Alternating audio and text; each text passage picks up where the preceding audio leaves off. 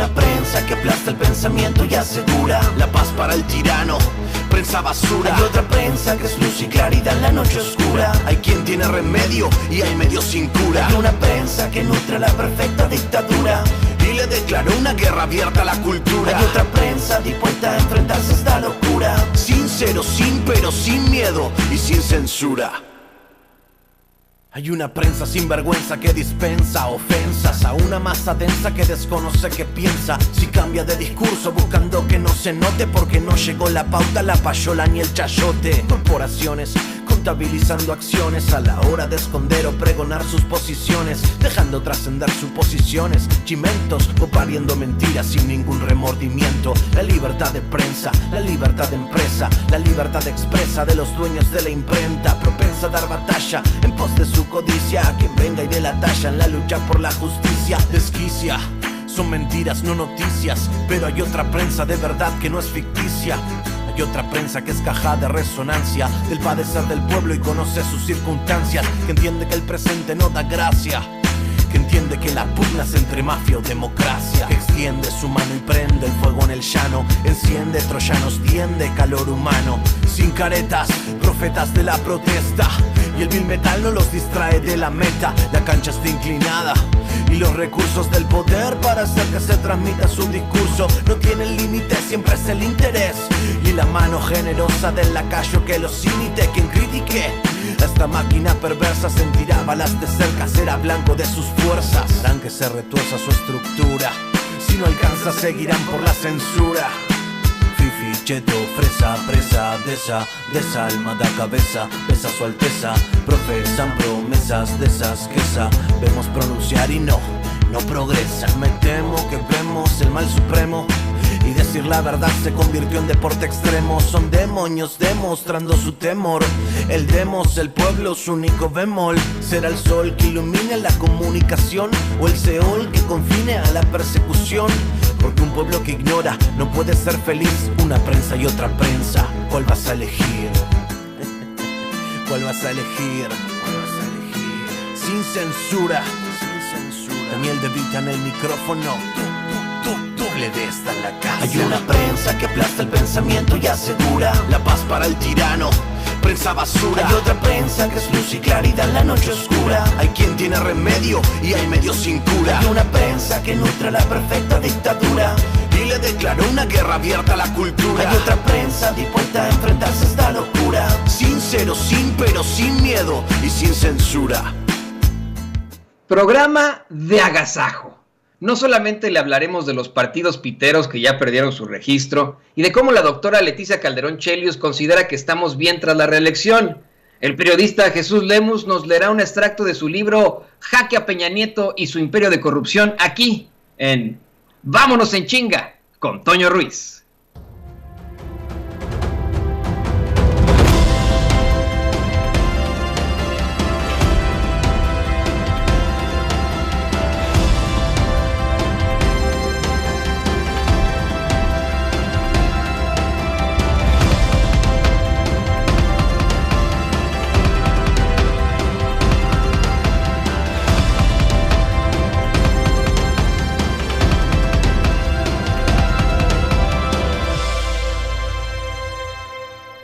Muy buen provecho, público consentidor, bienvenido y bienvenida a esta edición vespertina de Sin Censura con Vicente Serrano que hemos titulado Vámonos en Chinga con su servidor, con Toño Ruiz. Y hoy sí que nos vamos a ir muy rápido porque tenemos muchos invitados y hay mucho que platicar y el tiempo se nos va como el agua. Por favor, suscríbase a Sin Censura TV, suscríbase a Sin Censura Media, denle en el pulgar arriba, y ya que estamos por aquí, si usted está viendo la retransmisión a las 5 de la tarde, mira, este programa es en vivo a las 3 de la tarde, pero si usted nos está viendo a las 5 de la tarde en mi canal personal en Con Toño Ruiz, también suscríbase ahí, acuérdese, allá abajito del chat hay un signo de dólares o de pesos para poder mantener estos proyectos de periodismo libre e independiente. Acuérdese también que aquí le vamos a presentar la noticia tal cual es, de manera imparcial, pero eso sí, con nuestros comentarios muy subjetivos. Aquí reconocemos que la verdad absoluta no existe, que le mienten cuando le dicen, aquí sí hay periodismo objetivo. No, pues si hay un comentario, si hay un editorial, si hay un análisis, no pueden ser objetivos. Así que le pedimos que no nos crean ni a nosotros y que por favor se esté muy a las vivas ante todo tipo de situaciones. Así que bueno, vámonos a la información de Bolón Pimpollo. Vámonos en chinga, don David.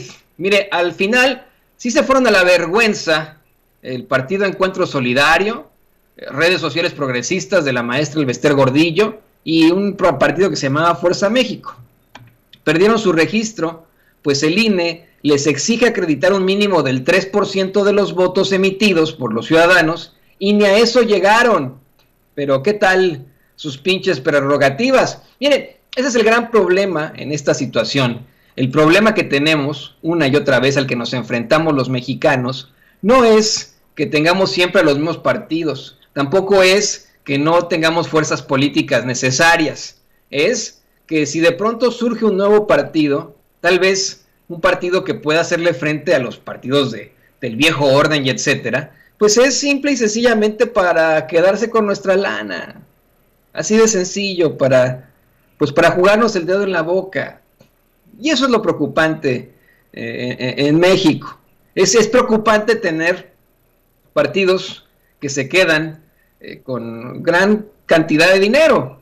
Al convertirse en partidos políticos, así lo señala la ley electoral, les corresponde una prerrogativa, un presupuesto con el que pueden pagar precisamente sus campañas y etcétera. Se le da más presupuesto al que tenga más seguidores, por decirlo así, al que tenga más militantes, al que tenga más votantes.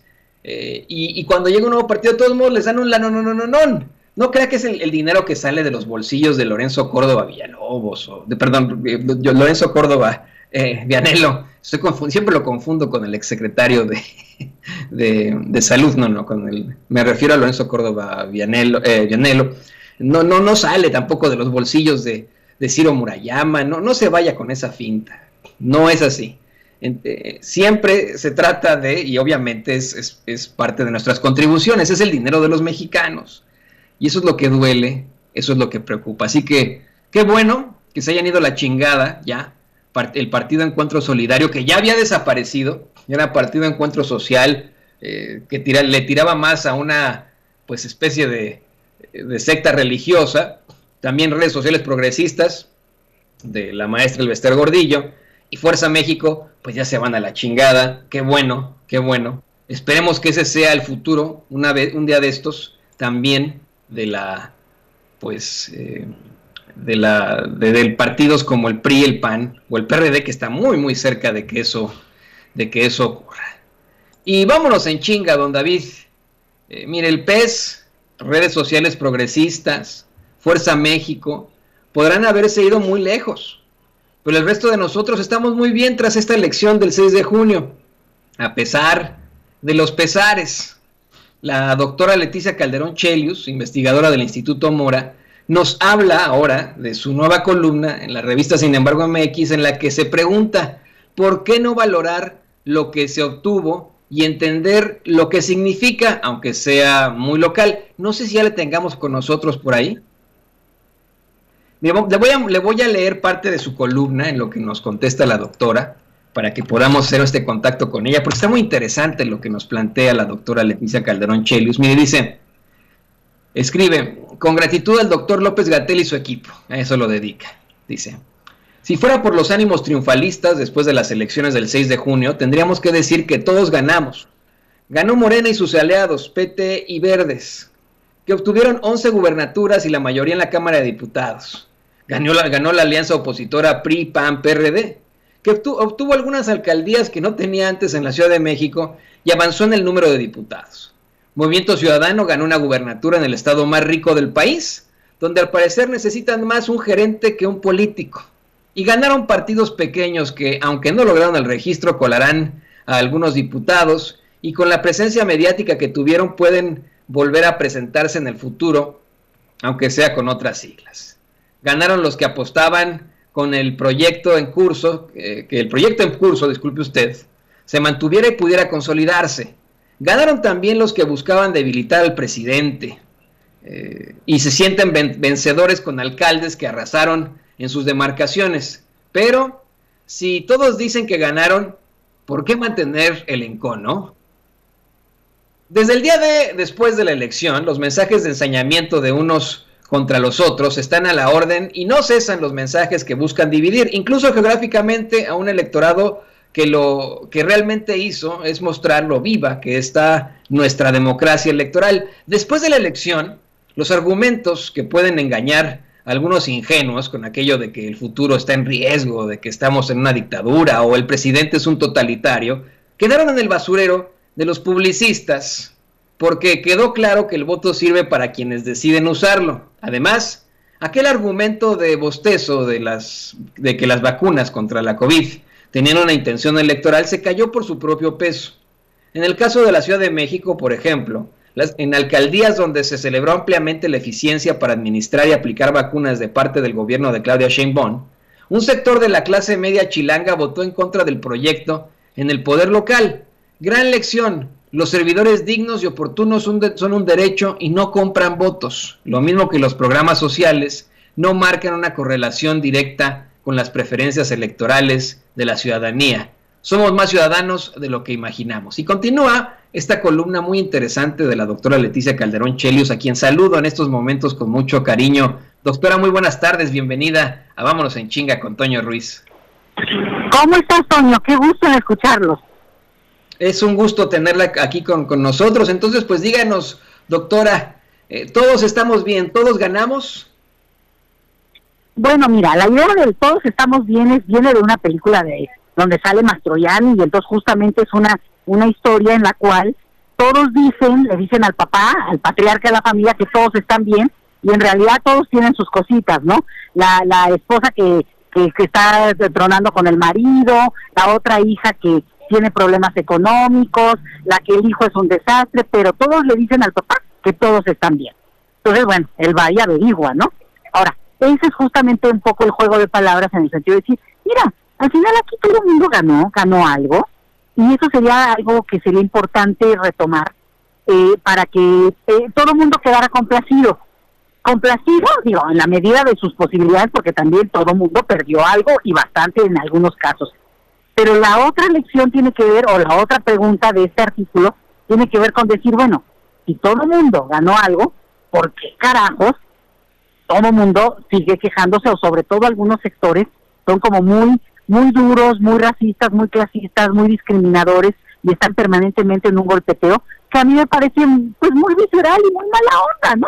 Entonces, de eso trata este artículo, para al final decir, bueno, si todo el mundo ganó algo, ya sería tiempo de reconocer que hay que hacer un corte, empezar a revisar muy bien con lupa, Toño, cómo se dieron algunas casillas, cómo hubo resultados en algunas casillas sorprendentes, donde votó el 80-90% de la población o del electorado de esa casilla, y la franca mayoría a favor de un candidato, y dices, a ver, ¿cómo está? Porque no es lo común en términos de tendencias electorales, ¿sí? Entonces, bueno, ahí queda esa revisión que se está dando ahora, y que los partidos sí tienen que entrarle a eso.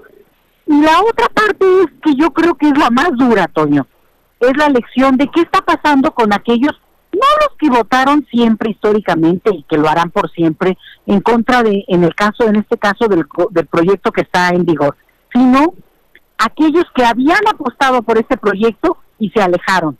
¿Por qué se alejaron? ¿Qué tan oportunista pudo haber sido su voto en su momento, o en todo caso como un voto de esperanza que se perdió?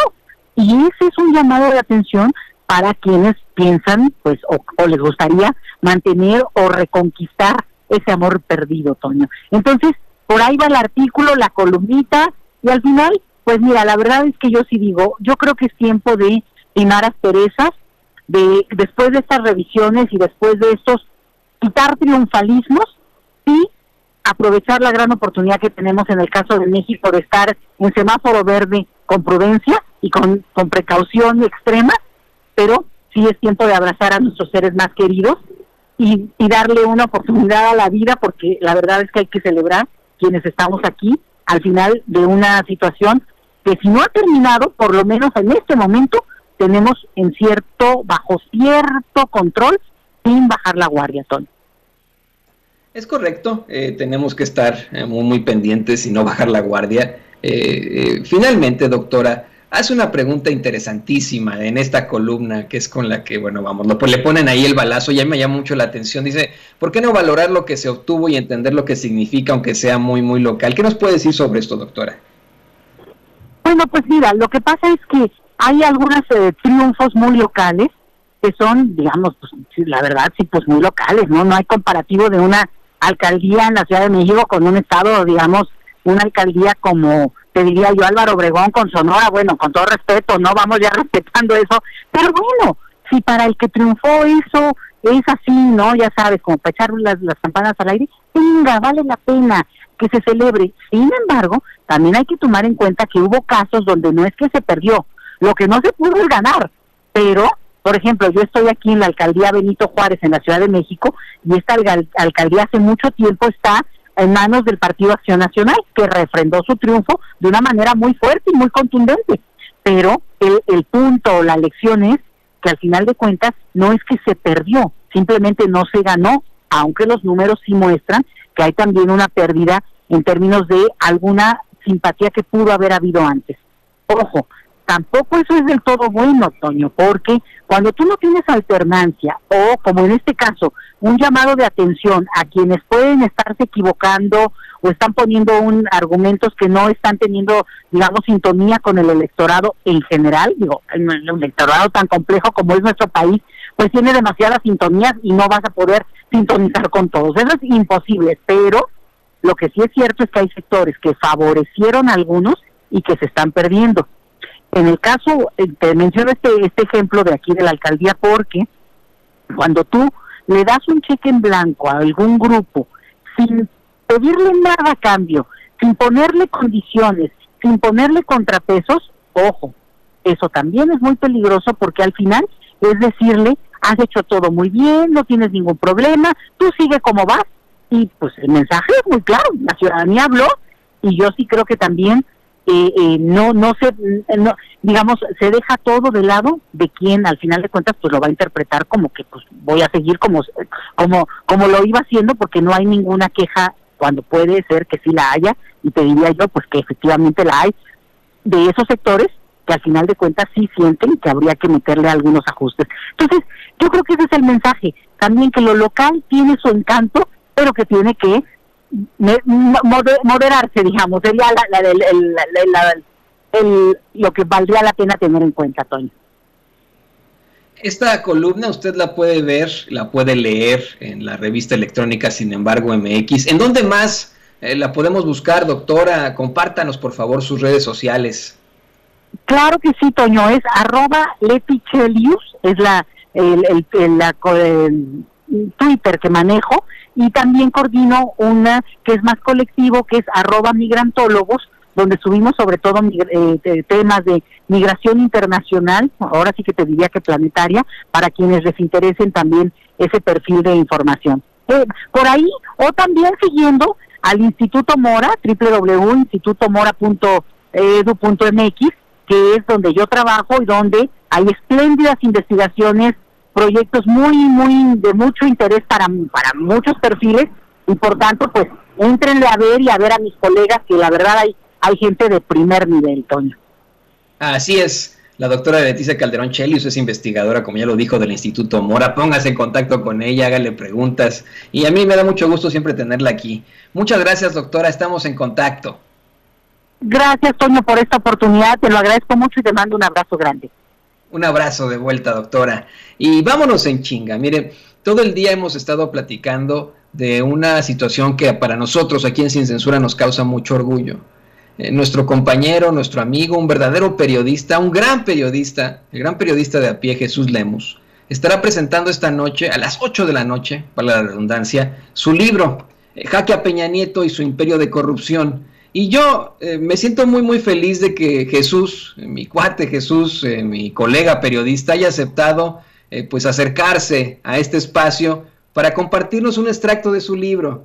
Esto se hacía muchísimo en antaño, ¿no? Cuando la gente leía más libros, había puestas en escena, si usted lo quiere ver así, se llenaban auditorios completos, teatros y etcétera, en las que los autores leían sus libros. No sus libros, pero parte de sus libros, y la gente escuchaba atentamente.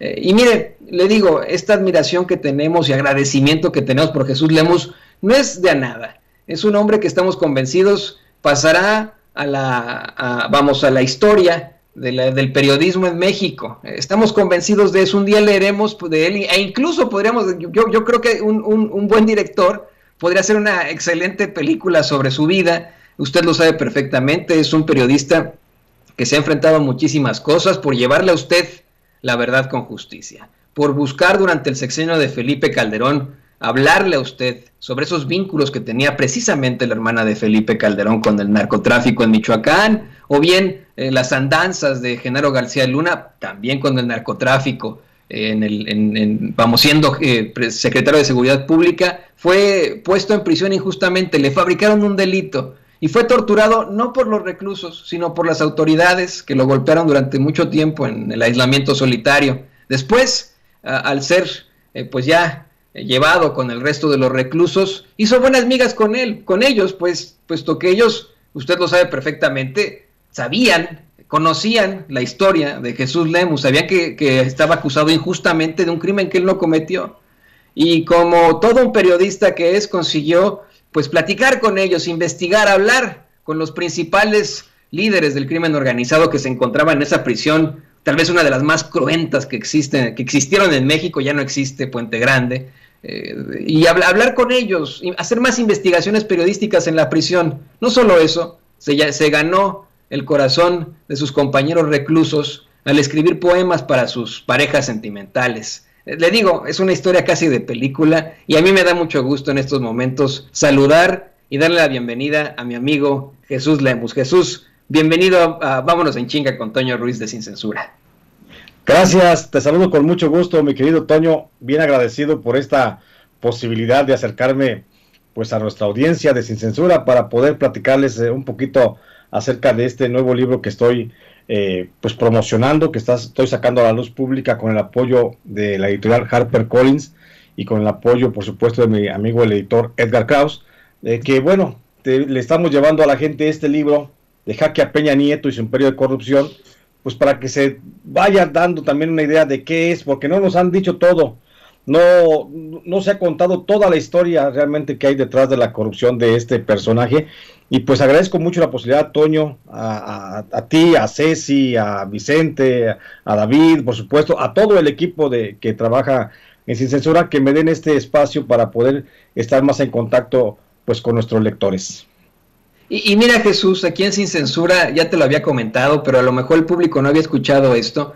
Aquí en Sin Censura, Vicente Serrano y yo, desde hace mucho tiempo, desde que estaba ese sexenio infernal de Enrique Peña Nieto, documentábamos una serie de investigaciones periodísticas de varios medios independientes, en los que se hablaban de las irregularidades en ese sexenio infernal, todavía cuando existía, desde la estafa maestra hasta los gastos espantosos y absurdos en los viajes de Peña Nieto, las situaciones verdaderamente comprometedoras en cuanto a ciertos secretarios o funcionarios muy cercanos a él, etcétera, etcétera, etcétera, etcétera, su familia, etcétera. Y siempre pensábamos, ¿quién podrá hacer un compendio de este tipo de cosas? Y bueno, tú ya nos estás presentando este libro, Jaque a Peña Nieto y su imperio de corrupción. ¿Qué te parece que nos lees un extracto de tu libro para que la gente se quede picada y agarre su teléfono para pedirlo o vaya a las librerías a buscar Jaque a Peña Nieto y su imperio de corrupción? Claro que sí, mi querido Toño, haciendo aquella praxis que tú ya referías, ¿no? La añeja tradición de que el autor se ponía a leer una parte de lo que había escrito, para ver si le daba un poco de vergüenza, seguramente sería eso. Y yo aquí con mucho gusto acudo a tu convocatoria, a la que me has lanzado hoy en la mañana para leer esto, y con gusto quiero leerles a ustedes. Habrán de disculparme la dicción, pero me pone un poco nervioso la cámara de Sin Censura, por supuesto, pero les quiero leer parte del capítulo número 1, El Principito. Lo decidí titular de esa forma, y entra con un epígrafe de Cicerón que dice: cuando mejor es uno, tanto más difícilmente llega a sospechar de la maldad de los otros. Y arranca el texto diciendo: eran los días de la Semana Santa de 1967. La ola de calor era sofocante, recuerda María Eugenia Bonilla, quien trabajaba como enfermera en la clínica del Centro de Salud de Atlacomulco en el Estado de México. Se acuerda con particular lucidez aquella época, porque fue el año en que más niños murieron de deshidratación. Refiere que en ese año le tocó ver morir a por lo menos medio centenar de niños, entre recién nacidos y los que ya casi cumplían los 5 años. Hoy, a sus 79 años de edad, en lo difuso de su memoria, María Eugenia Bonilla rescata un recuerdo, el de un niño que a finales de marzo, entre los días 19 y 26 de ese mes, que fue cuando cayó la Semana Santa de ese año, luego de llegar clínicamente muerto al centro de salud, fue reanimado. El hecho se le quedó grabado a la enfermera, no solo por haber ayudado en la resucitación manual, sino porque aquel niño era el primogénito de un matrimonio de alcurnia en Atlacomulco.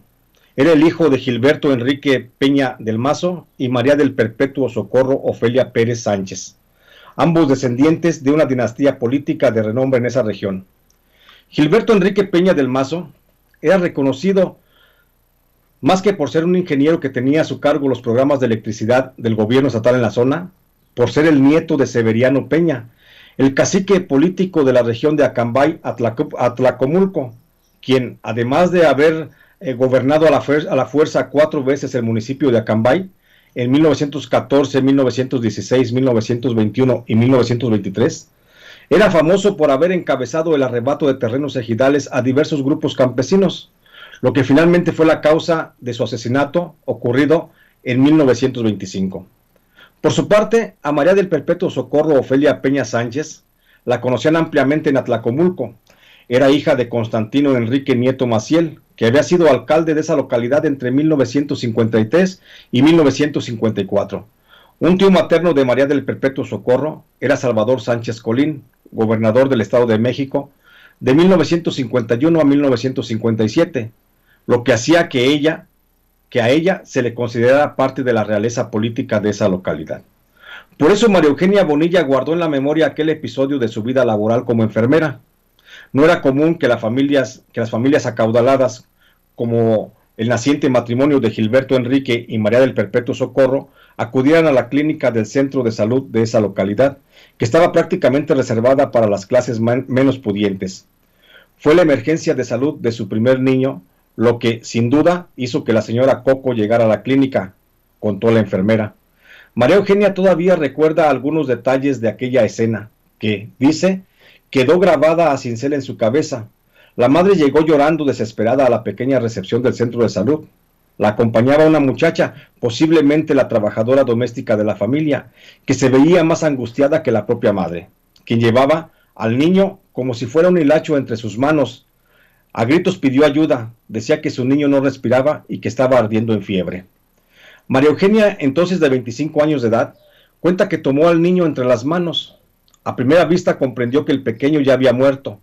Los labios se le habían amoratado, tenía las pupilas completamente dilatadas y no mostraba ningún signo vital en el tórax ni en el pulso.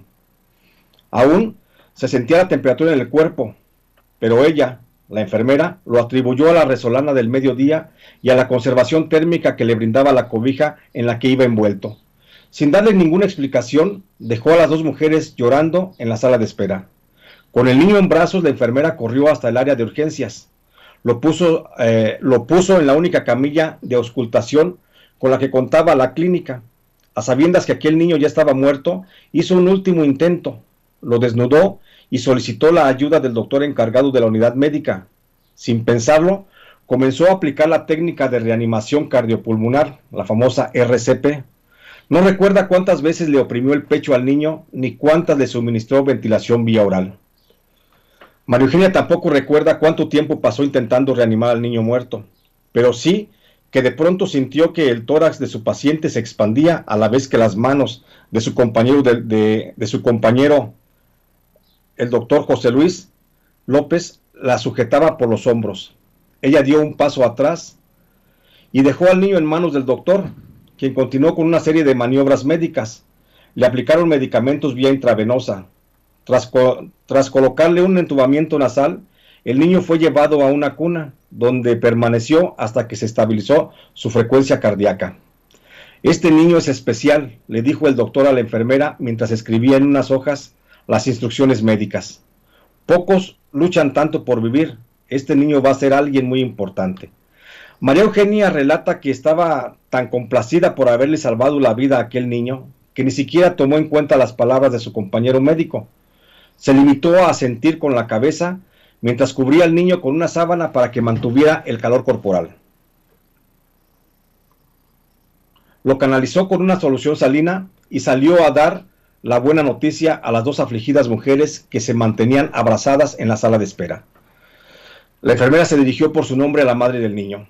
La conocía porque aquella mujer, además de garbosa, para nadie pasaba inadvertida por su linaje político. Le informó que el niño se mantenía estable, pero que aquella clínica no contaba con los recursos suficientes para asegurarle una buena condición de salud. Fue María Eugenia quien le recomendó a la madre trasladar al niño a un hospital de especialidad para una mejor atención.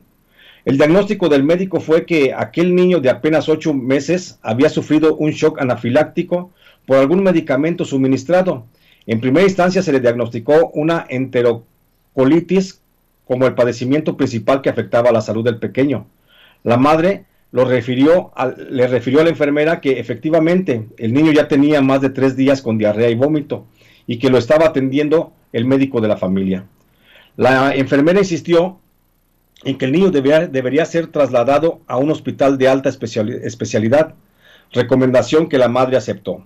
En menos de una hora, una ambulancia de la Cruz Roja, dispuesta por el gobierno municipal de Atlacomulco, ya estaba a las puertas del centro de salud. Detrás de los paramédicos llegó Gilberto Enrique Peña, el padre del niño, quien supervisó su traslado a un hospital de Toluca. Después de ese episodio, María Eugenia no volvió a tener conocimiento de la salud de aquel niño. Supo que se había salvado porque en varias ocasiones llegó a ver a Gilberto Enrique y a su esposa María del Perpetuo Socorro mientras paseaban felizmente con su hijo en la plaza principal de Atlacomulco o participaban en celebraciones religiosas en el templo del Señor del Huerto, el santo patrono de la localidad del que la señora Coco era fiel devota. Cuenta María Eugenia que una familia así no pasaba inadvertida en Atlacomulco de la década de los 60. Don Gilberto, cuenta, era un hombre serio, pero muy amable. Nadie podría decir que fuera una mala persona. Saludaba a todo el mundo, hablaba poco, pero todos lo tenían en una buena estima porque sabían de su trabajo, que consistía en llevar la electricidad a las colonias más pobres. De la señora María del Perpetuo Socorro solo se hablaban cosas buenas. Cuenta la enfermera, era catequista en el templo del Señor del Huerto y ayudaba a mucha gente para que sus hijos hicieran la primera comunión o fueran confirmados en la fe católica en ceremonias colectivas. A veces, ella hacía colectas o kermeses para recabar fondos y con el dinero que obtenía ayudaba a los más pobres para que sus hijos vistieran de gala en la primera comunión o en la confirmación. De modo que cuando aquel matrimonio salía a pasear o asistía a misa siempre se distinguía, pues desde lejos, sin tener ningún tipo de relación con la familia, salvo el recuerdo de haberle salvado la vida al primogénito de Gilberto y María del Perpetuo Socorro, María Eugenia vio, igual que muchos otros atlacomulquenses, cómo fue creciendo aquella familia. Al principio nada más era el primogénito, que iba tomado de la mano de sus padres. Después otro niño hacía que la pareja se desviviera en amores, luego otra niña y otra más. No fue sino hasta que pasaron muchos años, a mediados del 2003, al mirar en un gallardete publicitario la imagen del apuesto joven que aspiraba a ser candidato a diputado local por el Distrito 13 del Estado de México, con cabecera en Atlacomulco, cuando María Eugenia Bonilla trajo a su mente aquellas palabras que le escuchó a su compañero médico tras reanimar al pequeño dado por muerto. Este niño va a ser alguien muy importante. En efecto, aquel niño que volvió de la muerte era Enrique Peña Nieto, ese joven apuesto que aspiraba a ser y fue diputado, el que más adelante sería gobernador del Estado de México, el que finalmente se convertiría en presidente de la República. Una imagen moldeada desde niño. Mucho antes de que Enrique Peña Nieto pensara siquiera en dedicarse al servicio público a través de la política, hubo pasajes en su vida de niño que lo moldearon para convertirlo en un hombre público, en el hombre público que fue y que sigue siendo en su vida privada. Un sujeto con dificultades para mantenerse leal a sus principios y respetar compromisos. Un sujeto con pensamientos concretos, juicios débiles, tendientes a buscar la autosatisfacción de manera inmediata y con poca capacidad de tolerancia a la frustración. Así lo descifra la psicóloga y maestra en clínica psicoanalítica Yolanda Artemisa González Gómez, quien tiene 7 años de experiencia en la elaboración de perfiles criminales dentro del órgano administrativo desconcentrado Prevención y Readaptación Social de la Secretaría de Seguridad y Protección Ciudadana del Gobierno Federal. Para esta profesional del estudio de la mente, la personalidad de Enrique Peña Nieto puede ser, como suele ocurrir en el ser humano, consecuencia de la moldura que proviene sustancialmente de su núcleo familiar, en concreto, de la figura materna. Pues la señora María del Perpetuo Socorro, como ama de casa dedicada a la crianza y cuidado de los hijos, fue la que le confeccionó un temperamento que se describe como tendiente a reaccionar de manera impulsiva cuando las cosas que planea no se adecúan a su expectativa. Este carácter, explica la maestra Yolanda González, es producto de la maleabilidad a la que fue sometido Enrique Peña Nieto de niño, cuando la autoridad materna trabajó en la modificación de su imagen física para que pareciera a alguien que no era. La madre de Enrique Peña Nieto tenía una admiración especial por Joselito, un actor y cantante español que llegó a México a través del cine con la trilogía El Pequeño Ruiseñor, 1956, Saeta del Ruiseñor, 1957, y El Ruiseñor de las Cumbres, 1958. La señora María del Perpetuo Socorro convirtió la imagen de Joselito, que guardó desde su juventud, sobre todo el copete y la corbata de moño tan peculiares en el artista, en el signo distintivo de la infancia de quien sería el presidente de México. La especialista Yolanda González considera que ese moldeamiento de la imagen contribuyó a que el niño Peña Nieto haya aludido a una falsa identidad, la que pudo crearse él mismo por temor a no ser reconocido como individuo en su subjetividad, lo que es un factor psicológico determinante, que tiene una traducción para la economía psíquica como no ser reconocido y valorado por sí mismo, por lo que el sujeto trata de compensar con una necesidad de reconocimiento y afecto. Más allá de la posible subjetividad con que se tome un perfil psicológico, existen elementos en la historia infantil de Enrique Peña Nieto que señalan su proclividad hacia una necesidad de reconocimiento y afecto. Tal es la sobreprotección que desde niño recibió por parte de su madre, la cual pudo deberse a que era el primogénito del matrimonio o al hecho de haber sobrevivido milagrosamente luego de pisar los umbrales de la muerte. Mi querido Toño, podríamos pasarnos la tarde leyendo y releyendo este texto y estaríamos cayendo en mayores dudas. Aquí está este texto que les estoy planteando, les estoy entregando a mis lectores en adelanto. Ojalá les guste, ojalá lo disfruten, y aquí estoy a tus órdenes, Toño. Qué barbaridad, Jesús, qué cosas que nos acabas de revelar, el nacimiento de Peña Nieto, cómo regresó de la muerte, como bien dices, de una muerte prematura, siendo un bebecito, un bebito, nosotros decimos eso. Vaya qué fuertes declaraciones, declaraciones que tienen que ver con sus maestros. La personalidad de Enrique Peña Nieto, que pues, regresó de la muerte para... en su interior, y aquí como lo señalo más adelante, estaba convencido que su regreso de la muerte había sido para ser el mejor presidente de México, y hoy tenemos aquí las consecuencias, mi querido Toño. Así es, qué situación tan dura. No, obviamente nos quedamos picados, estoy leyendo el chat ante tantas declaraciones, que esta investigación a fondo, imagínese usted, vamos a conocer exactamente el perfil de Enrique Peña Nieto desde su nacimiento. Jesús Lemus, el periodista y escritor Jesús Lemus, se fue a investigar lo más profundo de este personaje que construye, más bien destruye lo que quedaba de México, hace este imperio, como él bien lo plantea, un imperio de corrupción que termina en una verdadera destrucción para México, en un sexenio infernal para todos los mexicanos, tal vez el más corrupto de todos, tal vez el más el peor presidente que hemos tenido en toda la historia, peor que un Antonio López de Santana, peor que un Porfirio Díaz, peor que un Gustavo Díaz Ordaz, que un Victoriano Huerta.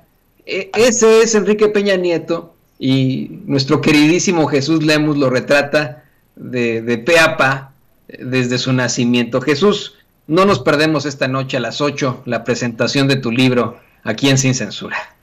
Muchas gracias, mi querido Toño, los espero. Ya lo dijiste tú hace un momento, por supuesto volvemos a invitar a la gente para que nos acompañen hoy a las 8 de la noche en Sin Censura Nocturna con nuestro querido Vicente Serrano, con nuestra querida Meme Yamel, con nuestro editor querido también Edgar Kraus, y bueno, su charro negro. Aquí estaremos platicándoles acerca de lo que es este libro de Jaque a Peña Nieto y su imperio de la corrupción, que bajo el sello de HarperCollins, bueno, ya está en todas las librerías. Gracias, mi querido Toño.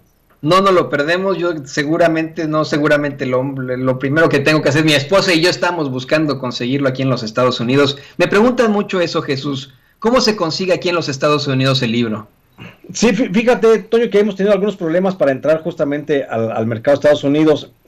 Inicialmente decíamos que Amazon lo estaba vendiendo, pero había que entrar a la plataforma de Amazon México. Pero sin mayor problema, si no puede entrar a la plataforma de Amazon México, hay otras alternativas que la gente de Estados Unidos puede acceder para comprarlo. Tales, por ejemplo, ingresando a la página de Librerías Hidalgo, y es www.libreriashidalgo.com, y a través de ese portal, en esa página, pueden pedir su libro. Se los hacen llegar a través de Federal Express hasta la puerta de su casa en un lapso de menos de 48 horas. Entonces es una buena alternativa entrar a la página www.libreriashidalgo.com, y ahí van a encontrar la posibilidad de comprar el libro en línea desde Estados Unidos. Lo compran, se les hace llegar a través de la Librerías Hidalgo en México. Enhorabuena, Jesús Lemus, qué orgullo, y muchas gracias aquí públicamente. Quiero decir muchas gracias por dedicarnos a los miembros de este equipo tu libro. Yo lo digo una y otra vez, yo siempre me he sentido de esa forma, y así creo que debemos muchos pensar, ¿no? Yo me siento como una hormiguita, como un granito de arena frente a astros como Canis Majoris, ¿no? Que es millones de veces más grandes que nuestro Sol, pero creo que esto a mí me hace sentir muy, muy orgulloso. No tengo palabras para expresarlo. Te quiero agradecer públicamente que me hayas dedicado junto con varios miembros de este equipo de Sin Censura este libro.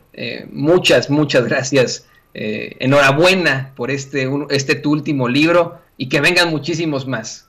Felicidades. Gracias, mi querido Toño. Y si me permites, pues déjame hacer pública la dedicatoria, ¿no? De que les plasmo en este libro justamente a ti, a Ceci y a Vicente. Y aquí escribí: a Ceci A. Vega, Vicente Serrano y J. Antonio Ruiz, periodistas hermanos, porque sin su ejemplo y apoyo, este libro no habría sido posible. Muchas gracias por tu ejemplo y por tu apoyo, mi querido Toño. Un abrazo. No, gracias a ti. Me siento muy, muy honrado. Y creo que esto también pues representa a todo el público consentidor de Sin Censura. Gracias, Jesús. Gracias por estar aquí con nosotros. Hasta luego, bye. No se pierda esta noche, 8 de la noche, ahí, en Sin Censura Nocturno, Sin Censura TV, Sin Censura Media. Ahí estaremos completamente en vivo en la presentación del libro de nuestro queridísimo Jesús Lemus. Usted lo sabe perfectamente, Jaque a Peña Nieto y su imperio de corrupción. Un análisis, una radiografía desde que nació Enrique Peña Nieto. Ya lo escuchó usted hace unos momentos. Yo me quedé picado, no sé usted, pero no me lo voy a perder para nada. Y vámonos en chinga, don David, porque mire, nuestro querido charro productor cantor, don David el Grande, nos aseguró que se le olvidó otra vez. Y le dije, ¿cómo que se le olvidó, don David? Me dijo, no te asuste, don Toño. Se me olvidó, así va la canción que vamos a interpretar hoy. Hoy nos deleita con esta la parte lírica, la parte romántica de Sin Censura. Don David, el micrófono es todo suyo. Gracias, mi estimado Toño. Ahí les va este pedacito.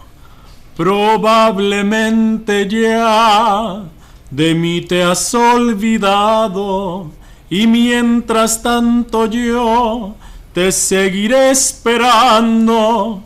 No me he querido ir para ver si algún día que tú quieras volver me encuentres todavía. Por eso es que aún estoy en el lugar de siempre, en la misma ciudad y con la misma gente, para que tú al volver no encuentres nada extraño y sea como ayer y nunca más dejarnos. Probablemente estoy pidiendo demasiado, se me olvidaba que ya habíamos terminado, que nunca volverás, que nunca me quisiste, se me olvidó otra vez, que solo yo te quise. ahí quedó. Híjole, don David, bravo.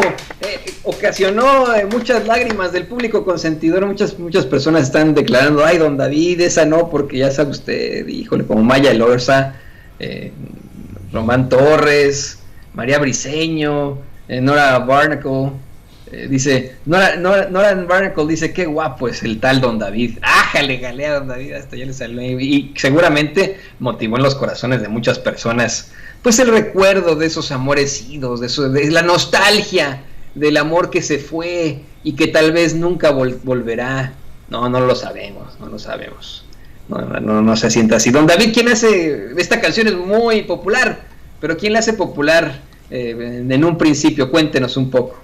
Claro que sí, pues el cantautor de esta canción pues es nada más y nada menos que el grande de allá, bueno, era de Michoacán, pero pues ya ves que mucha gente lo identifica también por allá de Juárez, el grande Juan Gabriel. Y de hecho hay una anécdota por ahí muy curiosa, que dicen que José Alfredo Jiménez, cuando escuchó esta canción, dijo que le hubiera gustado haberla componerla, pues que la pudo haber compuesto José Alfredo Jiménez, pero pues es de Juan Gabriel. Entonces la canción es de Juan Gabriel, ¿él la compuso Juan Gabriel? Correcto. Órale. Se me olvidó. Yo la he escuchado obviamente con Juan Gabriel muchas veces, ¿no? Y le da mucha intención, el gran filósofo mexicano y finado, desaparecido, ¿no? Juan Gabriel, pero bueno, qué barbaridad. Don David, como siempre, qué hermoso escucharle, muchas felicidades por ese canto. Y mire, usted puede ver y escuchar ya con todos los bisvirules, con toda la edición, en los lugares más hermosos del condado de Cook en Illinois, en el área de Chicago, a don David el Grande en su canal Grábeme Don David. Este fin de semana estará compartiendo seguramente esta y muchas otras canciones. No se lo pierda, suscríbase a Grábeme Don David, ahí los tiene usted, ahí en YouTube. Y se nos acabó el tiempo, doña Ceci, antes de cualquier cosa, pues no quiere agregar algo, ya que es viernes muy social. La escuchamos, doña Ceci. Bueno, yo solamente les quiero decir a todos que tengan un excelente fin de semana, disfruten a su familia, sean responsables si es que van a tener la oportunidad de irse a festejar, ya que pues está el clima muy hermoso ahora aquí por estos lados de Chicago, y bueno, también les recomiendo que no vean la retransmisión de este programa de Toño Ruiz y de todos los otros programas de Sin Censura. Un abrazo con mucho cariño a todos y les recuerdo que el fin de semana estaremos con los programas de Sin Censura Presenta. No se les olvide. Un abrazo a todos, familia Sin Censura, y gracias a nuestras queridas moderadoras y moderadores. Siempre están en nuestros corazones. Muchas gracias a todas y todos. Acá no es un clima hermoso, doña Ceci, aquí en Kansas City, Missouri, me siento como Dorothy, nomás que no tengo a mi perrito Toto. Está haciendo un viento y va a empezar a llover, híjole, les quiero enseñar, pero está y es, bueno, pues el primer ventarrón al que me enfrento aquí en Kansas City, Missouri. A ver qué tal nos va, y si ve usted a Toño Ruiz volando en su casita por ahí, nada más deséeme que regrese al hogar. No el lugar como el hogar, voy a presionar los talones así como lo hizo Dorothy. Pero bueno, muchas gracias, como dijo doña Ceci, a todo el equipo de producción, gracias a nuestras moderadoras y moderador, a Araceli Rubalcaba, que está ahí con mucha fuerza desde muy muy temprano. En todos los canales están nuestras moderadoras y moderador dándole con mucha fuerza. Muchas gracias por mantenerse con nosotros, por estar desde el principio, pero especialmente a usted, público consentidor, a usted que lo quiero tanto, que la quiero tanto, que siempre lo y la tengo en mis oraciones, no lo dude. Por favor, pásela muy bien, no se pierda a partir de las 6 de la tarde Sin Censura, 8 de la noche la presentación de Jesús Lemus, de su libro fantástico, Fin de Semana en Sin Censura, y nosotros lo vemos el lunes a las 6:45 de la mañana. Que le vaya muy bien, que Dios lo bendiga.